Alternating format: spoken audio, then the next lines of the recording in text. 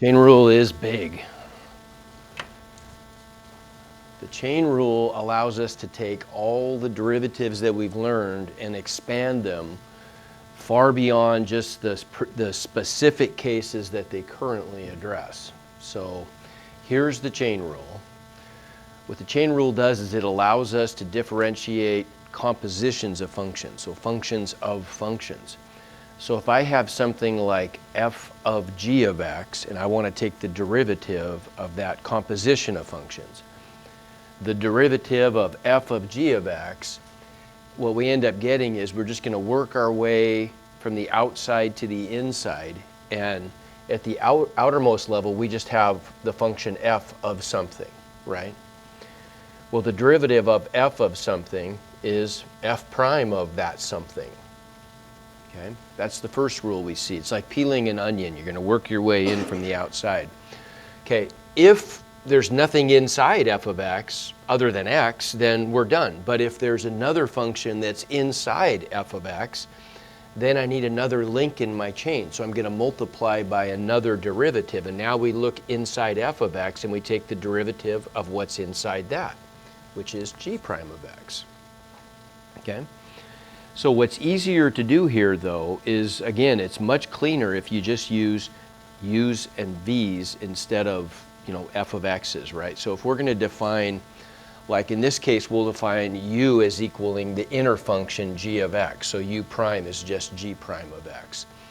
So then if we're taking the derivative with respect to x of f of u, you got to be careful with that. We don't want to be aggressive here or mean. F of u, then that's always going to equal f prime of u, right? So the outermost derivative would be f prime times the derivative of what's inside, which is a u prime. Okay? So we'll practice this a bunch. Now you can write the chain rule. You can do some interesting things with it. You could, for example, if I wanted to take the derivative dy dx, and if y is in fact a function of u, then I could write this as dy du times du dx, which is really just the same thing. Dy du is really just f prime of u, right? Because f prime of x is just y, right? So that's really just f prime of u. Here, I'll make some little arrows. This is really the equivalent to f prime of u. And what is u prime? Well, u prime is just du dx, right? And notice when we write this using ratio form like that, algebraically, this is kind of cool. Algebraically, the du's would just cancel, right? And so we end up with dy dx, but we have to write it as a product of two different links in the chain because there's that intermediate piece, that u, which is the innermost function. So it'll make more sense when we actually do some examples. So what this does for our derivative list, you just got used to your derivative list and now it's changing on you. Our derivative list, really, I told you a little white lie here. The derivative of x is 1, but the reason it's 1 is because dx dx is equal to 1. They cancel algebraically. This is a way to think about it. The derivative with respect to x of c times x is c times the derivative with respect to x, which is 1. What's the point of this? Well, we were doing the chain rule without even thinking about it at the time. When we took the derivative of sine x, we really were taking the outermost function was sine, the derivative of sine is cosine, and then if we look inside the sine function, we had an x. dx dx is just 1 though. So that second link in the chain, the dx dx part, we never bothered with because it's always just equal to 1. But we really were, without knowing it, we really were breaking this into the derivative of a sine function of something. Everybody get that? But the innermost piece was just an x, so it didn't really contribute anything important to the mix there. We just multiplied by 1. And it canceled out every time, and so we just ended up with these relatively simple derivative rules, like, for example, this will look familiar, the derivative with respect to x of cosine x ended up just being negative sine x. Okay, but if we're going to expand this to where we want to be able to take the derivative of, for example, the sine of u, where u is some function of x, sine of square root of x, for example, then we need the chain rule. Because at the outermost layer, I'm differentiating the sine function. Derivative of sine is cosine of whatever's inside, u in this case, times the derivative of what was inside, which is a u. So we have to multiply by a du dx, which we'll just call a u prime to make it easier to write. So what does this do to all of our formulas? Well, it's just going to replace the x's inside the functions with u's, so they're more versatile, right? So we could be taking functions of something other than x, and then at the end, we're going to end up getting a u prime tacked on. And that's really all it does, right? So for example, the derivative of tangent x we knew to be secant squared x, but the derivative with respect to x of tangent u is secant squared u times u prime. Okay? Is that sort of making sense there a little bit? Okay. It'll make more sense when we do some of these. What if I asked you to do this instead? Let's take this example and let's change it just a little bit. What if I turned that into the derivative with respect to u of tangent u? What would my answer be? Yeah, that's it, right? Because that's our current, before today, that was our current level, right? Where the variable of the function matched the variable of differentiation. That's exactly the same thing as saying the derivative with respect to x of tangent x, right? Because what difference does it make if I pick an x or a u or a banana? I mean, whatever the variable is, it's as long as the variable inside the function matches the variable of differentiation, there's only one layer to that derivative. Does that make sense? Okay, when I differentiate tangent of that variable, I just get a secant squared. Okay, it's when I'm differentiating a tangent of some variable that's different than the variable of differentiation that I'm going to have that extra u prime on the end, that extra link. Okay, because now instead of this just equaling 1 like it always did in the past when they matched up, now that's not going to be 1 anymore, right? I'm going to get the derivative of some different variable with respect to x, which is not 1. Okay, we're calling it u prime because we're going to let that inner variable always equal u. Okay, so we chain ruleified all of our derivatives, and so I'll give you an updated derivative sheet. I'll put it on in our Google Classroom, and I'll distribute those to you. But I mean, yeah, I will. Let's practice this. So what about this guy? How am I going to do this problem?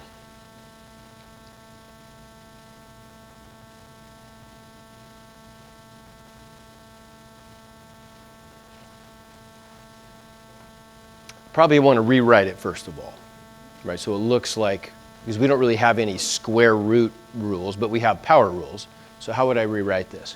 The quantity x squared plus 5 to the radical 1. There you go. Okay, good. So we get the quantity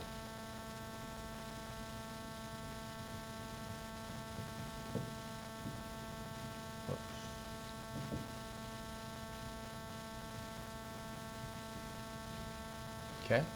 So that's y. So what's y prime going to be? Then now here's where we have to work our way from the outside to the inside. I've got the hand to the 1/2. What's the derivative of hand to the 1/2? Hand, because we don't even need to know what's back there. What's that rule though? 1/2 hand to the negative 1/2, right? So there's the first link in the chain, is if we just look at that outer level, we get 1/2 times hand to the negative 1/2. Okay? Hand is x squared plus 5. Okay, well now we're going to peel away. If we peel away that outer layer, what's left inside? X squared plus 5. So we need to multiply by the derivative of the next layer. Okay, so we multiply by what's the derivative of x squared plus 5 with respect to x? 2x. And we're done. We have two links in the chain because there were two layers to that function. Okay? And so our final answer then, if we just combine everything, well, 1/2 times 2 is 1. So I just get an answer of x times x squared plus 5 to the negative 1/2. So that would just look like that, right? Okay, everybody see that? Okay. Okay, this allows us to avoid the chain or the quotient rule, which we probably want to avoid as much as we can. That's kind of a cumbersome one. So does anybody see how I could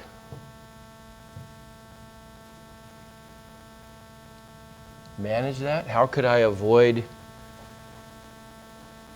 the quotient rule here? Because the quotient rule is kind of dumb to use here, isn't it? I mean, I end up with a constant on the top, so when I do low d high is just 0, right? So it's kind of a waste of time to use the quotient rule. How could I rewrite this in a way so I could use maybe my new chain rule instead of quotient rule?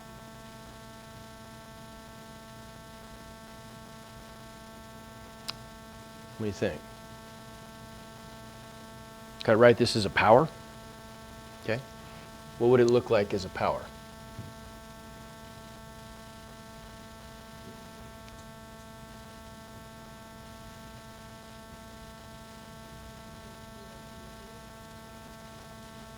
To the negative 2. Okay, and inside I'm going to get x to the 4th plus 5x. How many layers are there to that function? Okay, what's the outermost layer? Okay, 3 is just a constant. We'll just leave that 3. So the 3 we can ignore. But the actual function part, what's the outer layer? Oh, yeah, it's the power, right? I get something to the negative 2 is the outer layer. What's the inside layer? Yeah, that polynomial, right? So whatever's inside. Okay. So then if I differentiate this, how many links should I get in my chain? Need 2. Okay, what's the first link going to be? Negative 6. Yeah, hand to the negative 3, right? Okay, good. So our first link is going to be negative 6 hand to the negative 3, right? Okay.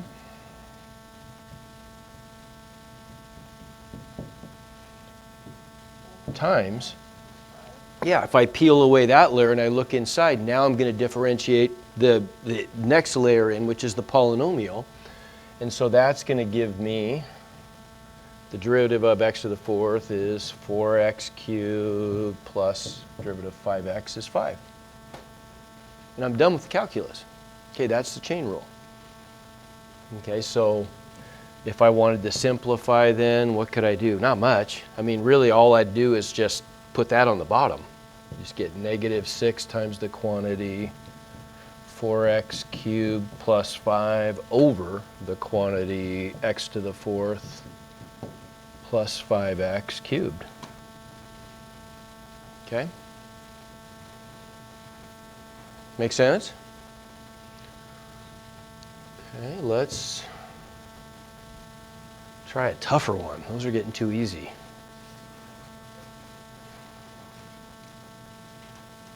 Okay, what about that one? How many layers are there in this one? 3 is right. What's the outermost layer? Y prime. Or sine squared. Okay, sine squared is not a single layer though. Or So, okay, but what's the outermost layer going to be? It's It's squared. Okay, and it's hard to see. So what do you think we ought to do to this one so we can see it more easily? We got to expand it out, and we don't want to use the shorthand notation sine squared until, at least until we're really good at this, right? Sine, if I say something like sine squared of theta, what do I really mean? Sine theta quantity squared, right? It allows us to avoid having to use all those enclosures, all those grouping symbols, which are cumbersome to write, and it looks cluttered when you write it all down. But really what this means is the quantity sine theta squared. That's supposed to be a 2, right? So we want to write it that way.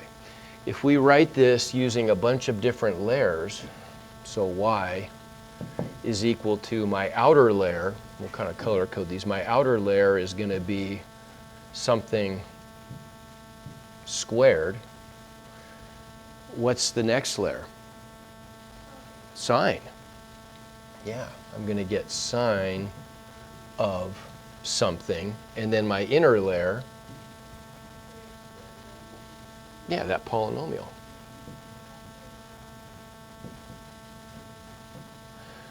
So 3 layers. How many links do I need in my chain? I need a product of 3 links. Yeah. Okay, so what's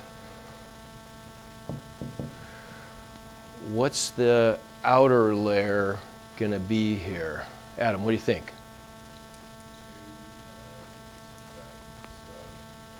To the what power? Yeah, there you go. That's it, right? So there's the outer layer. 2 times some stuff to the 1. Okay? And now we could sort of peel away that layer, right? And what's next? So we need another link. What's next? Avery, what's my next layer going to be? I differentiated the outer layer. Now what am I differentiating? Yeah, sine of something, right? Okay, so what is the derivative of sine of something? Cosine of something. There you go. So the next layer is going to be cosine of something, right? Times, now I could sort of peel away that layer, and what's my final link going to be? Maura, what's that? What am I going to multiply by at the end? Yeah, but the derivative of that, right? So what's that going to be?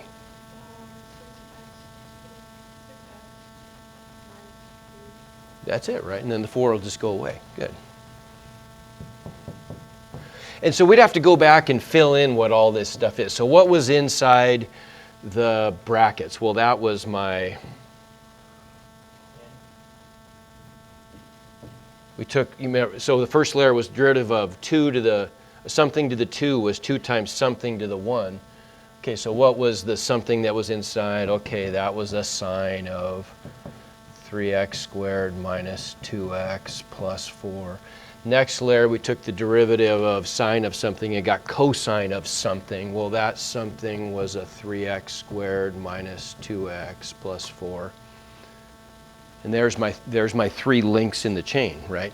3 links because look, I've got a multiplication sign there and a multiplication sign there. So I multiplied my 3 links together. I could clean this up a little bit if I wanted to, but really, there's not a ton. I would just pull this out front, and I would just get y prime equals, I could maybe factor another 2 out of that, I guess, and get 4 times 3x minus 1. And then I just get a sine of something times a cosine of something.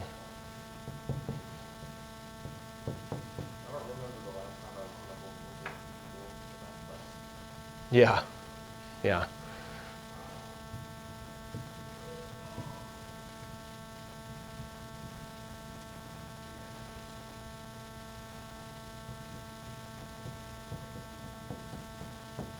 Okay, done.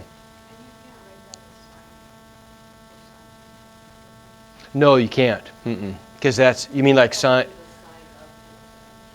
That, right, which would be different. Now, what you could do here is you could say,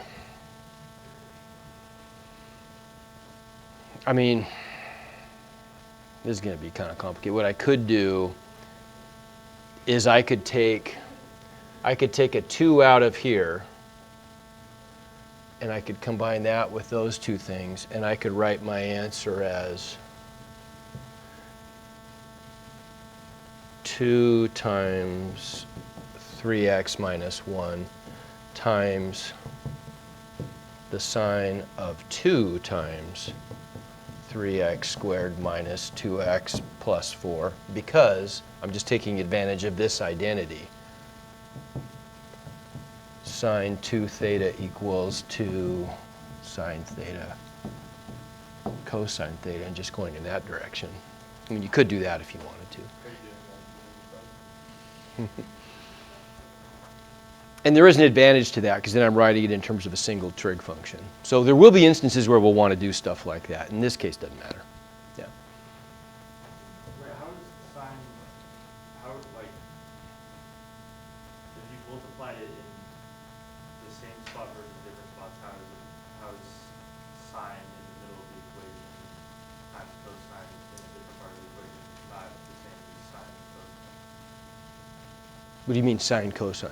Like since you're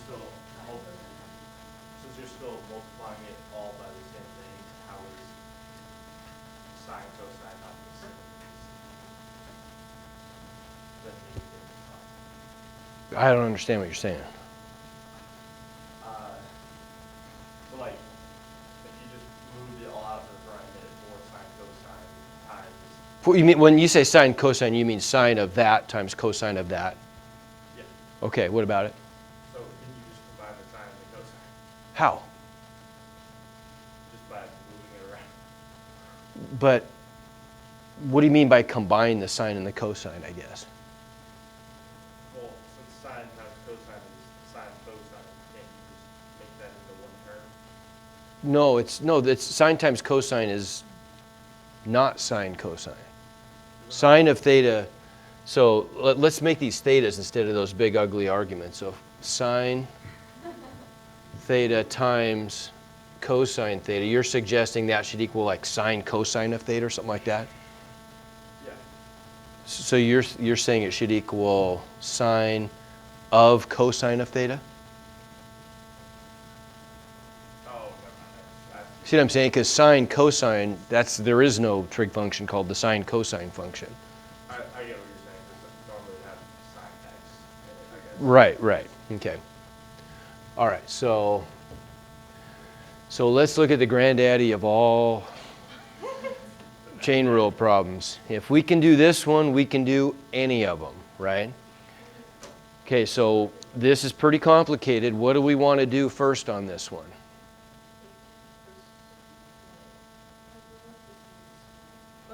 Yes. Putting on the outside of the brackets, and then it was like, oh, rule the sign being on the outside most, you have to make like another set of brackets? Right, so we got sine of, so we're going to have lots of stuff. We have sine of a tangent of something quantity squared, and then while we're at it, that square root will turn into a 1/2 power, maybe, okay? So we've got at least, and eventually, you'll just get practiced enough that you'll be able to just always think of a square root, and just that's a 1/2, and you just kind of do that stuff in your head. And you're probably most of the way there, but it's just, with lots of practice, you just kind of get more fluent with this. Script brackets. And then you just start repeating. Yeah. Okay, so then we've got sine on the outside, right? And inside the sine, we have sine of all that. Oh, did I forget a squared in there? Yeah, I forgot the squared, didn't I? There should be a, oh no, never mind. There's still a tangent squared there, right? Yes, right. So then, there we go. So now this one's going to look like sine of, there's my script brackets. That whole tangent is squared, right? So I've got a power that's inside the sine before we get to the tangent layer, right? And then inside the tangent, we've got a power of a polynomial, because I've got a square root of a polynomial, so I have a 1/2 power of a polynomial. So how many total layers do we have there? I think there's more than that. 1, 2, 3, 4. I got 5. Right? Okay, makes sense? And what are they in order? Sine, squared, tangent, 1/2 power, polynomial at the core. Okay? I'm going to pause for a second. Let's look at that. Ask questions if you need to.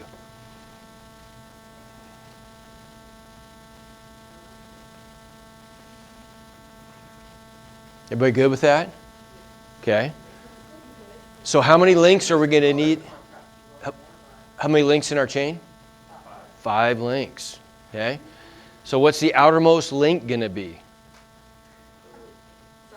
Derivative of sine is? There you go. So the first derivative is going to be the yellow cosine. Right? And let's go ahead and while we're at it, and all the other stuff that's inside that we can't really see yet, right? So then as we're doing this, we'll whittle down our function. So we just differentiated the first layer. So we'll get rid of that first layer. It's gone. Okay? Another link.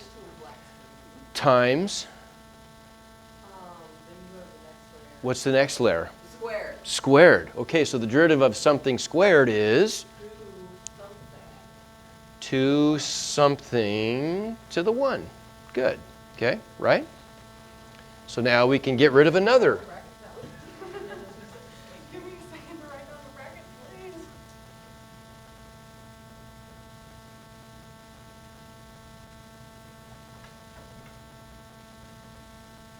Oops, did I get rid of?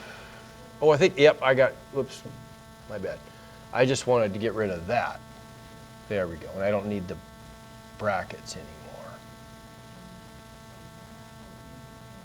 Okay, good. 2 links, what's the next one? Derivative of tangent is? Secant squared. Okay, so we get secant squared of something. So we can, now we just differentiated tangent, so we got rid of that layer. Okay, next. 1/2. Derivative of something to the 1/2 is? 1/2.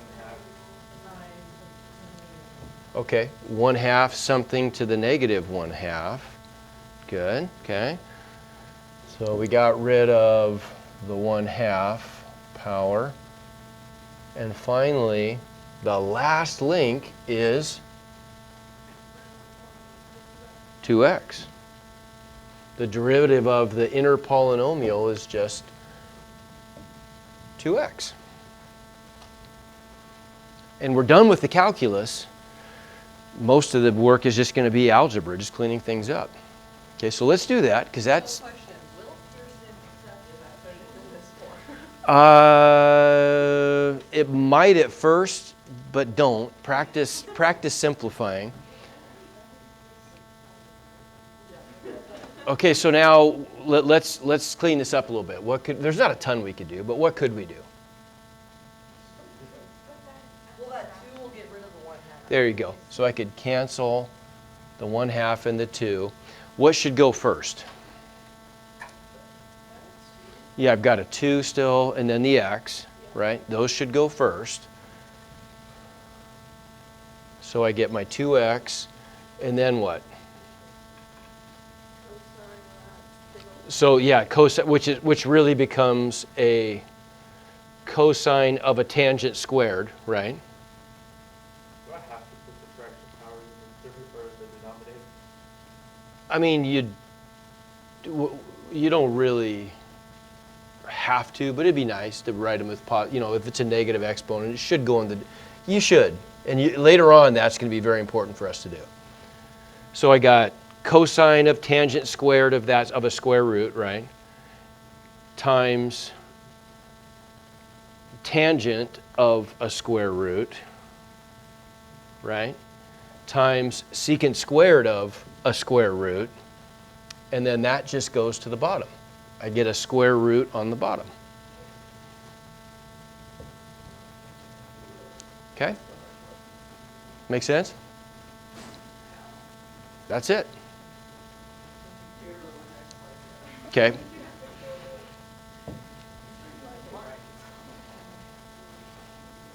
Okay, so that's kind of ugly.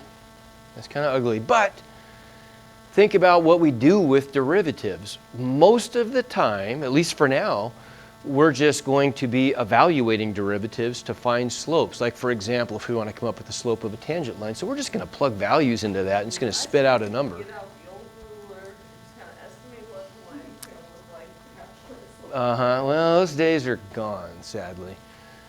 Okay, we good? I'll publish all this stuff. As soon as we're done, it'll be up on it'll be on Google Classroom. Okay. So now, hey, let's just backtrack a little bit and let's just do some simpler derivatives that require us to use chain rule. Okay. Now, these are kind of important ones to do though, because we're going to talk about some important algebra here. You're going to learn a lot of algebra today, important algebra. When we do stuff like this and like that, when we do quotients involving chain rule, that involve chain rule of powers, or products of chain rule stuff with powers, there's going to be an efficient way to do our algebra. And that's really mostly what this problem is about. I mean, we'll get some chain rule practice, but a lot of it's going to be algebra. Okay, so let's do this derivative. All right. Talk to me about it. So yeah, so we could just leave the 1/2 out in front of everything. We have that option, right? Okay. Right, and then it'll be factored out of everything. We can distribute it later if we want to, sure. So we'll do this. I gotta go back to that. There we go. Okay, so f prime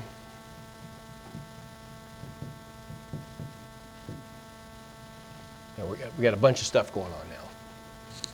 Okay, now what? I mean, okay, it's tough to decide what how many layers we have, because we're not really into chain rule directly on this one yet. What's the pattern we're going to have to follow to do this derivative? Right, because derivatives are just all about following patterns. It's a product rule, right? How come? Because if we kind of take more of an outward, a global view here, we blur our calculus vision so we don't look inside anything. I see a product.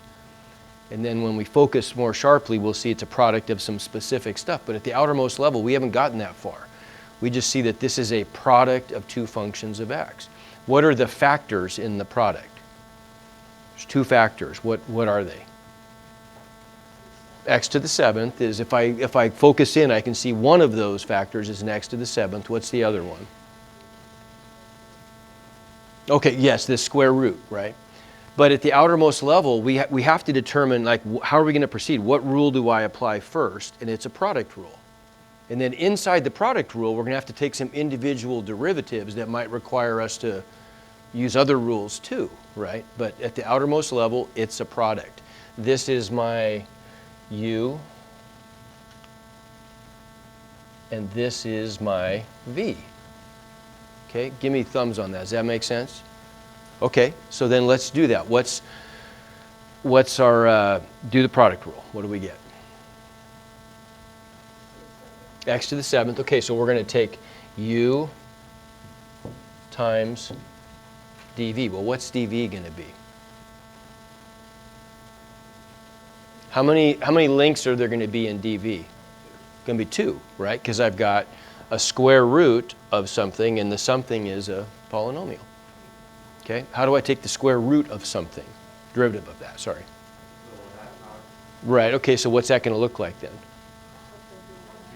1/2 something to the negative 1/2. There you go, okay. So then we get 1/2 times something to the negative 1/2. And what's the something? So we need another link in our derivative, and what's that going to be? Yeah. Derivative of what's inside. Okay, give me thumbs up, down, sideways. Where are we on this? Oh, yeah, it is. Okay. Is that better? Does that make sense? No, that's good. I'm glad that's good. So this is, what do we do there? So this is u times v prime, right? Plus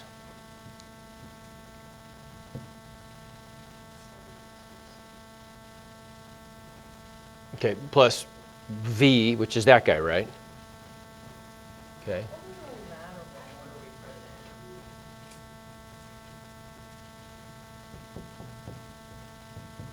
it Times u prime, which would be what? 7x to the 6th. Okay.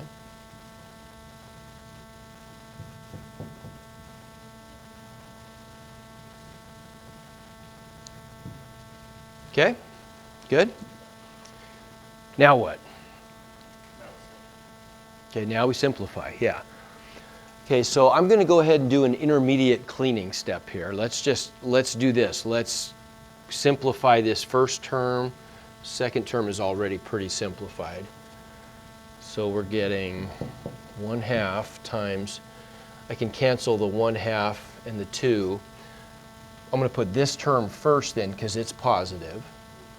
These are just all my own little preferences, and I'm kind of OCD about this stuff, but it's good to be, in math you want to follow some protocols that make things a little simpler, right? So positive term first, negative term second. We get 7x to the 6th times, yeah, I'm trying to decide, okay, I'll do it this way. Minus, and then that's canceling that, so I'm going to get what? X to what power? Yeah, see where that's coming from? Or why does that make me do that? Or what? So that negative is your. Oh, but you okay. took it on Oh, the past over. I see. So you're doing like a negative x times x. Okay. And then I'm going to get x times x to the 7th. Those are going to combine and give me an x to the 8th, right? Times that.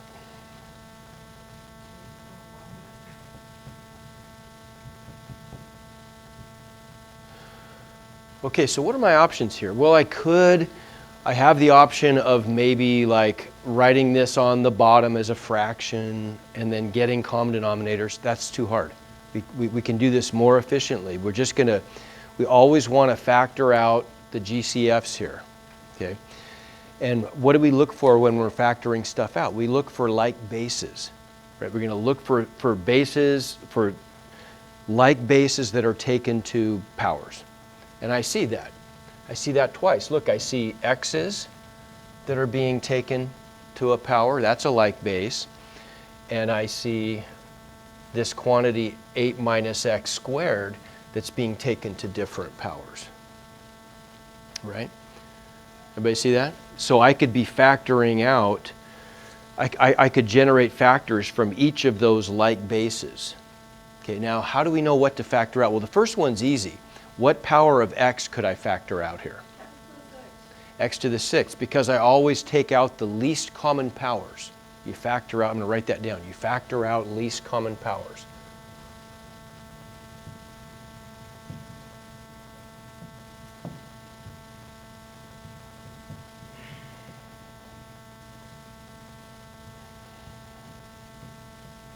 So I can only factor out an x to the 6th because that's all that my first term has is an x to the 6th, right? Okay, so we're going to get 1/2. I can pull out an x to the 6th. Now, what power of the yellow base can I factor out? No.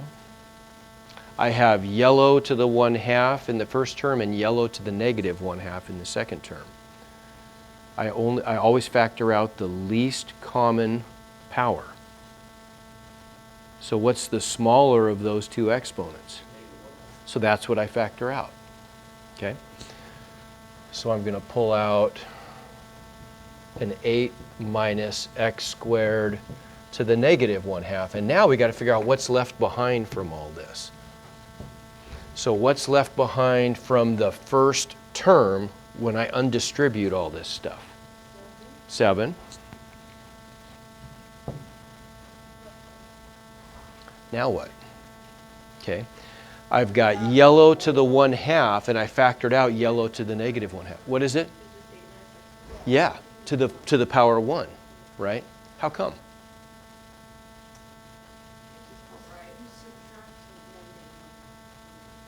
Right.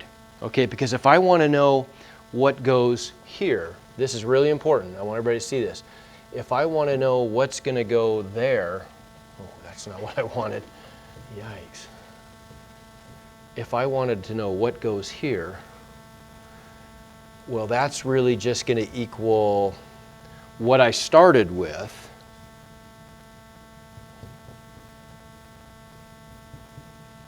divided by what I undistributed, right?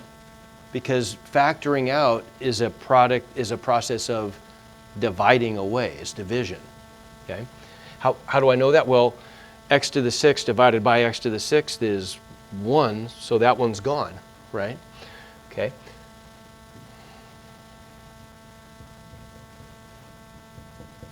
Okay, well, what's that equal to? Hand to the 1/2 divided by hand to the negative 1/2 is hand to the 1/2 minus negative 1/2, right? When you divide like bases, you subtract exponents, so I get 1. I get hand to the 1. Okay, so that looks like